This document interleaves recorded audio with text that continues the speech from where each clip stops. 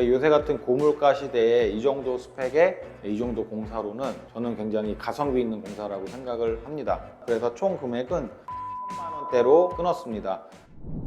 안녕하세요. 의정부 채널의 정 실장입니다. 오늘은 30년 이상 된 구축 아파트 현장을 왔는데요. 이곳에는 좀 하이엔드 요소도 많이 있고 특이하게 주방 상판을 스테인리스 재질로 한번 처음 해봤거든요. 볼거리가 많이 있으니까 끝까지 시청 부탁드립니다. 여기는 현관 공간이고요. 원래는 30평대라서 여기 정도밖에는 현관이 구성되어 있지 않았었는데 조금 더 벽을 내밀어 주고 신발장을 길게 확보를 했습니다. 타일도 이 부분을 이제 깎아낼 수는 없으니까 디딤석으로 해서 이제 이렇게 연출을 하게 됐고요. 이쪽 가벽은 필름으로 마감을 했고 여기는 가구 도어로 제작을 했는데 이제 한솔 제품이 조금 좋은 이유가 이 필름도 생산을 하고 가구 EP도 생산을 해서 이걸 완전 같은 제품으로 제작을 해가지고 통일감 있게 시공을 할 수 있다는 장점이 있습니다. 여기는 콘크리트 크림이라는 요번에 새로 나온 필름 자재와 요 한솔 스토리보드 EP를 한 공간에다가 이제 시공을 해서 아예 똑같아요. 그냥 같은 제품이라고 보시면 돼서 그래서 아주 통일감도 있고 좀 고급스러움을 연출을 했고요.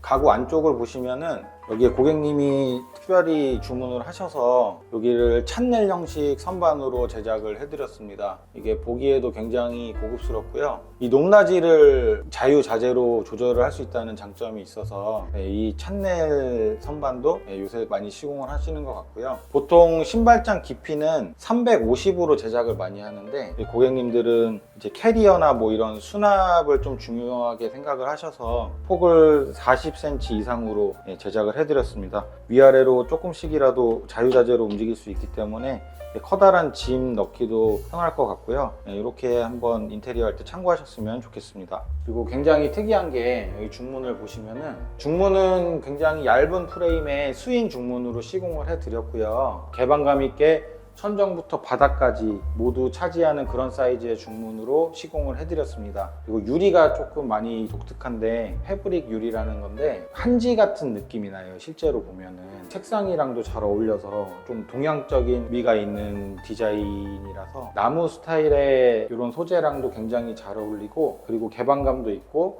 댐퍼도 달려 있어서 굉장히 사용성이 좋은 멋진 중문이라고 생각을 합니다. 여기는 지금 거실 욕실이고요. 타일은 1200에 600각 타일을 사용을 했고 이게 분절선이 없어서 굉장히 화장실이 넓고 고급스러워 보이는 효과가 있습니다. 저희가 맨날 하는 복합 플랫장으로 연출을 해드렸고 이게 뭐 매번 영상에서 설명을 해드렸는데 튀어나오는 분절선이 없어짐으로써 더 세련된 느낌을 주고 있거든요. 그리고 여기는 브론즈 유리로 무프레임으로 시공된 샤워 부스가 있습니다. 실리콘도 굉장히 보기가 싫잖아요. 그래서 이제 안쪽에다가만 조색이 된 실리콘을 쏴줌으로써 깔끔하고 고급스러운 샤워 부스를 설치하게 됐습니다.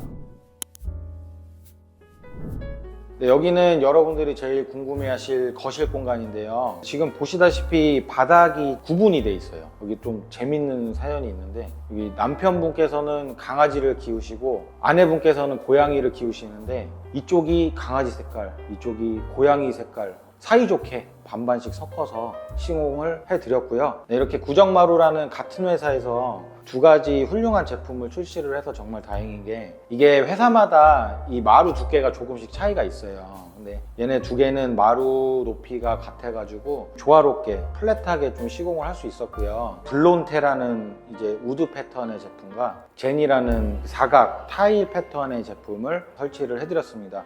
바닥재를 두 가지를 사용했을 때 가장 큰 고민이 뭐였냐면은 이쪽 벽과 이쪽 벽이 안 맞았어요. 그러니까 이 벽은 원래 여기 정도에 있었는데 요 다른 재질의 자재를 해주기 위해서 이 벽을 조금 더 이렇게 끄집어내서 벽을 정리를 해 주었습니다. 그럼 이게 전체적으로 봤을 때도 뭔가 되게 안정감 있게 보이고 그리고 이 라인도 딱 구분 지을 수 있는 그런 기준점이 되기 때문에 자재를 다른 거를 하실 때는 이런 라인도 좀 생각을 많이 하시면 좋을 것 같습니다.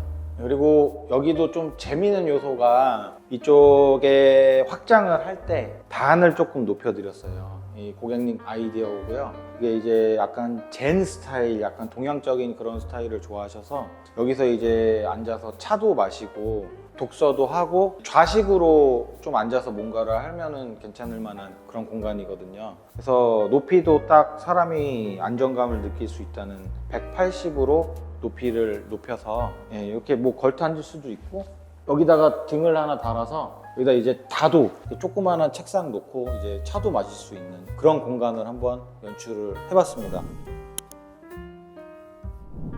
여기는 부부 침실 공간이고요. 고객님께서 요청했던 사항이 기존의 샤시를 다 제거를 하고 이렇게 폴딩 도어를 설치를 하기를 원하셨어요. 그래서 이 전체적인 이 도어 컬러랑 다 맞춰서 필름 시공을 해드렸고요. 이 열었을 때의 개방감이 굉장히 좋습니다. 그리고 고객님께서 또 원하셨던 게 약간 걸터 앉는 그 윈도우 시트라고 그러죠. 이런 데에서 좀 걸터 앉을 수 있게끔 이렇게 좀 프레임을 길게 뽑아드렸어요.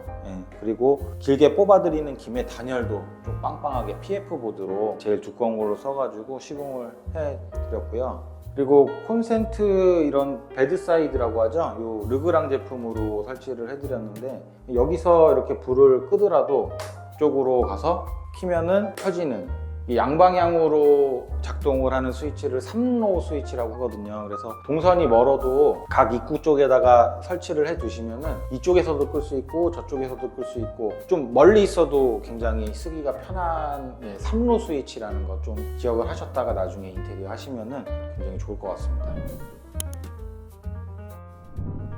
여기는 안방 욕실인데요. 거실 화장실이랑은 반대로 조금 어두운 톤으로 연출을 해봤고요. 지금 벽등을 보시면 이게 스위치로 작동하는 게 아니고 이제 제실 감지기, 이게 히든 센서랑 다른 점이 사람이 그 공간에 머물러 있을 때는 불이 계속 켜져 있어요. 그리고 이제 동작 감지가 없어지면은 이제 꺼지는 편리한 화장실이거든요. 밤에 자다가 들어왔을 때 확 밝으면 너무 이제 잠도 깨고 이러니까 이런 것도 욕실에다가 요새는 좀 설치를 많이 하시는 것 같아요. 그리고 인테리어 업을 하시거나 인테리어를 하셨던 분들은 아시겠지만 일반 경첩을 사용을 하게 되면은 여기가 금방 녹슬어요. 습기가 많이 있는 공간이다 보니까 그런지 뭐 한 달도 안 돼서 부식되는 곳도 있고, 그래서 저희는 다른 곳은 몰라도 욕실만큼은 꼭 스테인리스 경첩을 사용하는 걸 추천드립니다.